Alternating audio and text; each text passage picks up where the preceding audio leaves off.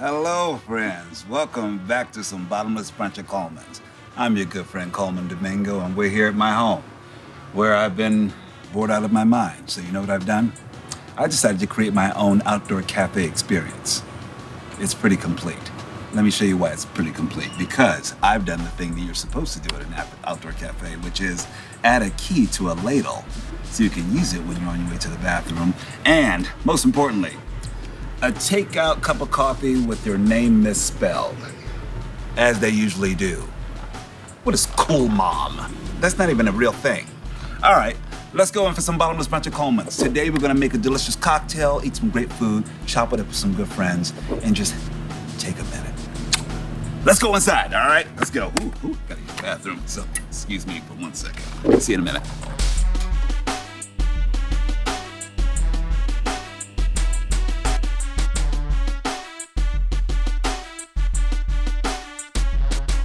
No, you don't need to adjust your television. This is not yet another reboot of Magnum PI. This is Bottomless Brunch at Colmans. Hello there. And I brought some friends along that I really want you guys to meet and hang with today. First up, we have an amazing actress. You saw her recently in Hustlers. You can watch her on television on Riviera. And I worked with her in a new film called The God Committee that will come out at some point, someday, in a movie theater. Miss Julia Stiles. Hey, Julia. Hello. And my friend here is a Grammy Award winner, a Tony Award winner. He blew us away with his performance as Marquis de Lafayette and Thomas Jefferson in this very little unknown, musical that was on the fringe called Hamilton. Please welcome my friend, the multi-talented, curly-haired David Diggs. Hey. I have a question for you. On any given day, how many hours are you in your PJs? Your yoga pants or your sweatpants? Still there. I call them, those are soft pants. I do try to go at least one day a week in hard pants. One day a week in Just Great. to know that I can still fit into them. And David, you're staying in the soft pants right now. It's usually just a swimsuit, honestly. I put on a shirt for you. That's how much I care. At least you put on clothes. I mean, I did. Julia, I want to know, what did you make today? I made, can you see? Deviled eggs. But with kimchi mayo, you guys. Come on! Yes. That's good. If you don't know, leaving. I can't. If you don't know, you should know that kimchi mayo is the best condiment ever. It's so easy. You just mix mayonnaise and kimchi in a blender. It goes on eggs, it goes on sandwiches, and it's just like mayo but a little spicier. So I'm going to good. do that because I love kimchi on everything, so I'm going to do that. How about you, W? I only really know how to cook one thing. I don't know if y'all can see what's happening here. What is that? What is that? These potatoes down here are like, I do this, it's just like potatoes, sweet peppers, some hot peppers from the garden, and you just basically fry it all together, and I've been eating it since I was, 10 years old. Do you call it something? Do you call the dish something, W? No, when I was a kid, because me and my dad used to make this all the time, and we just called it potatoes and bacon because we were very inventive. And I made a little, I whipped this up pretty quickly, but I usually love to make like baked eggs. Like I love Italian baked eggs, but I just didn't have time for that today, so I decided to do sort of a boil. Oh my God. So I did a boiled egg, but it's like, with like some, like tomatoes and onion and basil and some Parmesan cheese and some drizzle of olive oil. Yeah. You're fancy. Oh no! This is, and the basil is from the garden. Look at that. Oh, there you go. Beautiful. And so are the tomatoes, actually. Yeah. All right. Bon appetit. Let's eat and let's have some brunch, y'all. It looks great with your outfit, too. Well, thank you so very much. I tried to match it a little bit. Let's get ready to make a cocktail, you guys. Today's cocktail we're gonna make, it's a typical brunch cocktail, but we're gonna make it a little special. It's the all-time classic, Bloody Mary.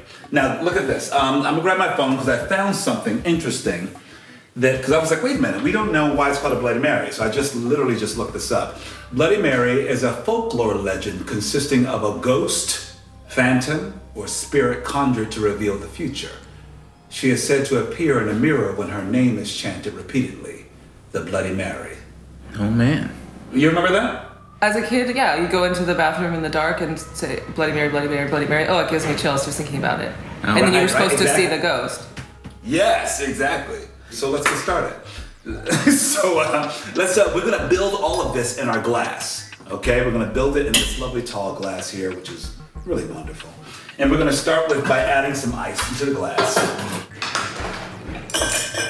The recipe calls for a teaspoon of dry dill. It all depends on how much you love dill, though. If you're not a big dill person, I would just do a little whisper. So I just did a little bit of that, and put that right in there.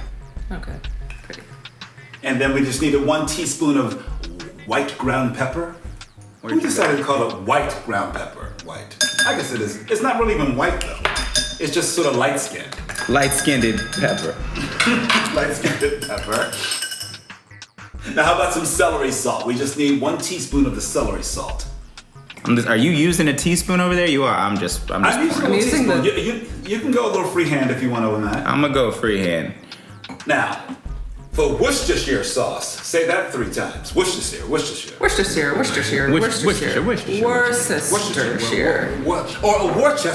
right? Worcestershire. Yeah. So put in 2 dashes of the Worcestershire sauce. Worcestershire. There we go. 2 dashes, and I like to fill it up to get because I like a little Worcestershire. Let's go for 2 dashes of hot sauce. If you like hot sauce, go for 3, but I go for 2. I gotta go in on the hot sauce. Oh, you're gonna go, see, that's Oakland. You go Oakland style. Give another one. There we go. I could pour this whole thing in there. What is it? I got some dried ghost pepper over here. Oh, add that. Ghost pepper, that's intense. Oh, I didn't do something. I forgot to do something. But you know what? Since we're making it at home, you know what? Sometimes you make mistakes, and mistakes are fine. Because I usually like to do a little salted rim. We usually do a little rim first, okay? So just know that people back at home, we like to do a little rim. And if you have another glass, I don't mind if you just, look, this is at home. You just pour this in here, transfer in here, right? Transfer in your shaker glass if I've sent you one, or another glass. Put some lemon around that edge.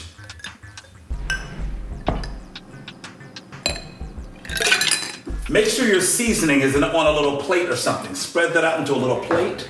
Your seasoning there. With that lemon, it'll hook it up right there and get it right around that edge. Mistakes are okay. That's okay. We're at home. Oh, you're just gonna spice it up. Let's get a little elixir juice.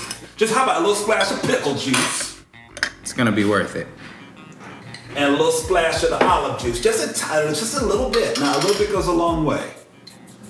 I'm gonna make a mess with this olive. Now I'm getting my lemon together because I'm gonna put a nice big old squeeze of lemon in that. You just threw the lemon wedge in there? Oh no, I squeezed it. Squeezed that lemon wedge. I left the label on the lemon, you guys. You left the label on? Okay, it's fine. It's gone, okay. Now it's gone. That's a rookie move. Yeah, come on, Julia. Come on now. Okay. Now we got this horseradish. We have prepared horseradish. How much? Let's go for 1 teaspoon of that. If you like horseradish, go for a little bit more. Again, it's to taste. I'm gonna go a little bit more. That is good. This is like a meal. Right, it's a full meal. So let's add 4 ounces of tomato juice. And if you have a tool, you can use a tool. Otherwise, I don't mind if you free pour this a little bit, but I think it's nice to use a tool because you want to get the measurements just right. So we need some room for our 1.5 ounces of Ketel One vodka. Last but not least. Did I send you a good bottle of Ketel? There we go. Family made, people. Family made. A whole family made this.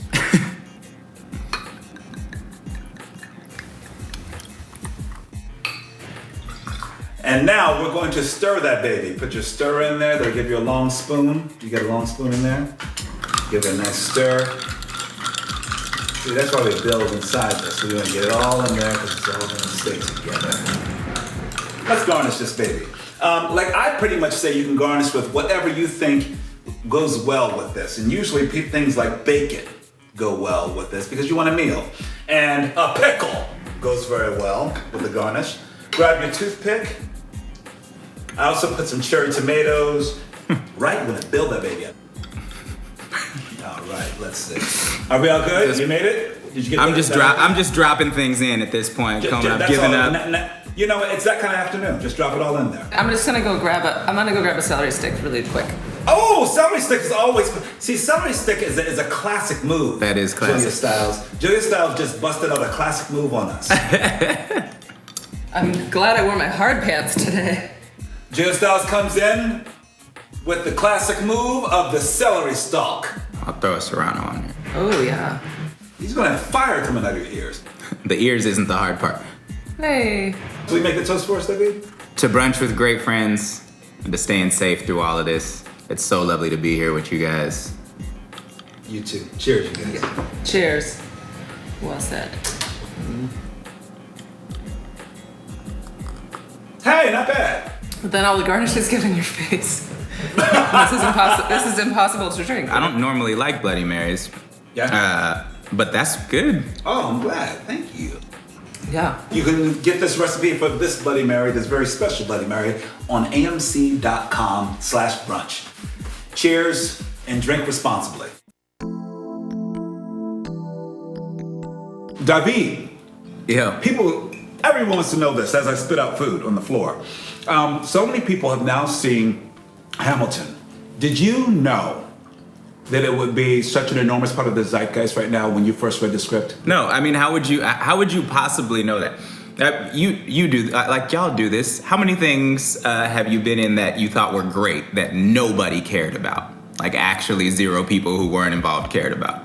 I've been very fortunate. I mostly have gotten to do projects that I think are awesome. I think you thought that, because you came from the Bay Area, right? Yeah, And did it in yeah. New York. So you thought like I would come out, do this, and then go back.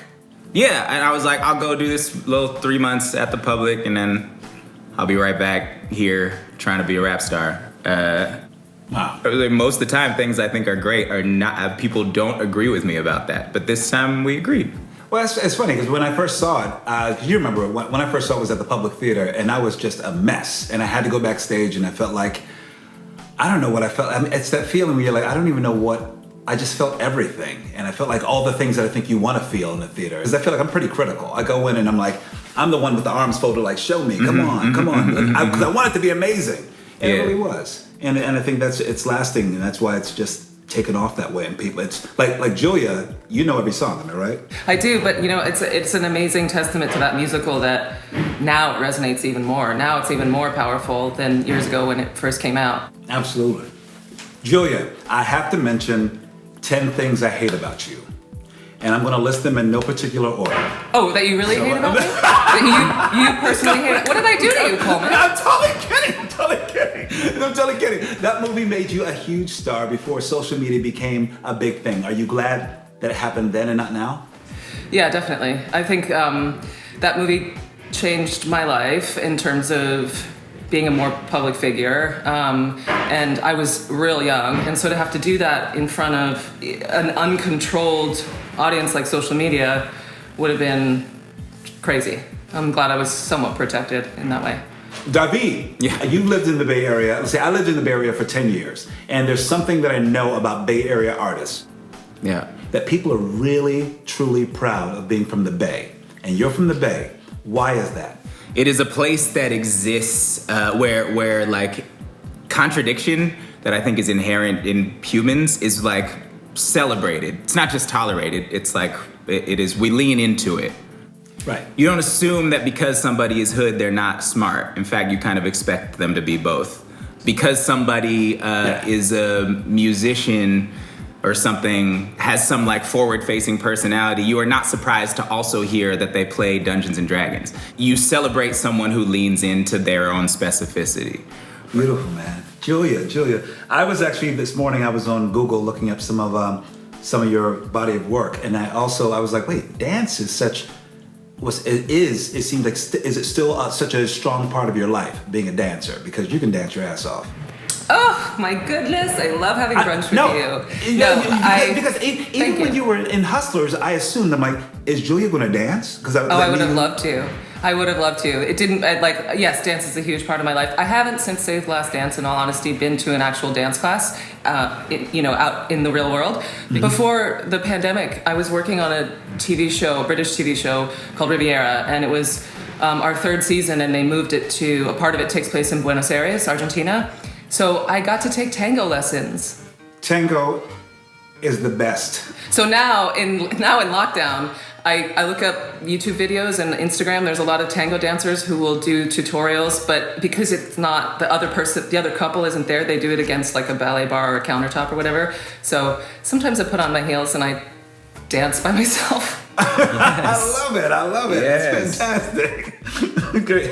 Well, you guys, there's something I came up with that I thought would be interesting to share over brunch. I'm going to say a name, and you just freeform respond. It could be a short response, it could be a longer response, but I'm just gonna say some things, okay? This is for David. Karen. Woo! You really went there. I wasn't ready. Enough. Perfect. Right on. You know, why not? Julia, Karen as well. Stop talking. It's too bad for the Karens out there who were unfortunately named Karen now. I know. I was just talking about that yesterday. There's got to be some perfectly legitimate Karens out there. Yeah, it's like when you're named after a hurricane. Yeah. David, laughter. Medicine. Yeah, I laugh all the time if I can help it. Julia, love. Conquers all. So corny, sorry, but it's true. Love. David, compassion. One of the things about like this moment is you do so much self-examination, and I think there are some modes of compassion that are actually easier for me than others that come more naturally, and the others are work. I do feel like we're stripping everything down. Like everything is just like being stripped away. The things that we thought were important before the pandemic are so not important anymore. Not wearing hard pants. Maybe not wearing pants at all. Yeah, most of the time I don't wear pants. How do you know what I'm wearing? I mean, I haven't even on right now, Julia. Okay, let's kick it old school, you guys, like elementary school. We're doing a little show and tell. Julia, what do you have to show us? Can you hear it? It's a tambourine. It's a tambourine. Yes. Do you know the significance of 3121? Of course I'm gonna cry. Oh, man. It was given to me by the legend himself. The one and only. The one and only. And I feel his spirit is in it. Yeah. No, I'm not kidding. It's a really long story, but tell us. I went to the premiere of the Bourne Ultimatum, and Prince was there, and I was summoned over. Somebody came over to me and was like, "Prince wants to meet you," and I was like, "Oh, the Prince of what?" And because we were in England, so I didn't put it together. But it turns out he was doing a tour, so he got us tickets, the whole cast, for his show the next night, and I went. And I guess at some point every night he would call the ladies in the front row up on stage. So I was there with my sister. She pushed me up on stage, and we're up there dancing on stage with Prince, which is enough. Like that I can die a happy woman just there. And he comes behind me and he like nudges me in front of the microphone, and he goes, "Sing." And I was like, I can't. And he goes, "Too late." And I looked out and like blinding lights at an arena full of 50,000 people. The song was "Play That Funky Music, White Boy." Yeah. Amazing. Do you know the opening lyrics to that? Not the chorus. I was a boogie singer, playing in a rock and roll band. Yes, exactly. I didn't know that at the time. I did not know that at the time, you guys. I only knew the chorus. I'm not sure I would have been able to conjure that while on stage with Prince. It was insane.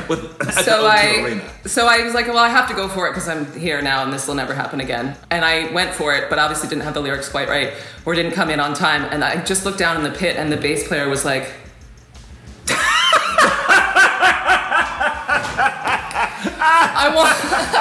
I want a do-over so badly. You don't understand. You don't understand how many days after that, weeks after that, I was like looking at YouTube videos of "Play That Funky Music, White Boy" and listening to it over again and practicing in the shower and like, just one more chance, Prince, please. Oh my God. Now it's too late. So my friend David, what do you have to show and tell us? So it looks like nothing. But so we literally just got test pressings in for my band's next album. I'm in a band called Clipping, and I haven't even listened to them yet, but it's like each song was sort of it's self-contained like horror short story. And this album is sort of continuing that trend. And and there is a song on there that is like very deliberately a reference to Candyman. What? I could have lent some vocals to that, Debbie. You know, I could have. Next time, I mean, don't offer something if you don't want to do it. Julia needs her comeback with the tambourine, and I'm ready to sing at any moment. Exactly. There we go. We got you. I still think I'm really confused about these flowers. These were sent by Kelsey Grammer when we did God Committee. Oh, wow. Which was, what, a year and a half ago or something? Yeah. Wow. Why are they still living? They still smell, and they're fragrant, and they're soft. And they're open it's open on the top? It's open, the top is open. Did the devil make these? I didn't get any flowers, by the way. So just quit your complaining. He didn't give me any flowers. Now it's a very uncomfortable conversation, really. He didn't get you any flowers. He didn't get you any flowers? Wait, get out. No, he was super generous. I went to go see him in Man of La Mancha in London, and we went out afterwards, and he treated like my entire family to a very expensive dinner. He's a very generous, lovely man. Your flowers, Julia. You can keep your flowers, okay?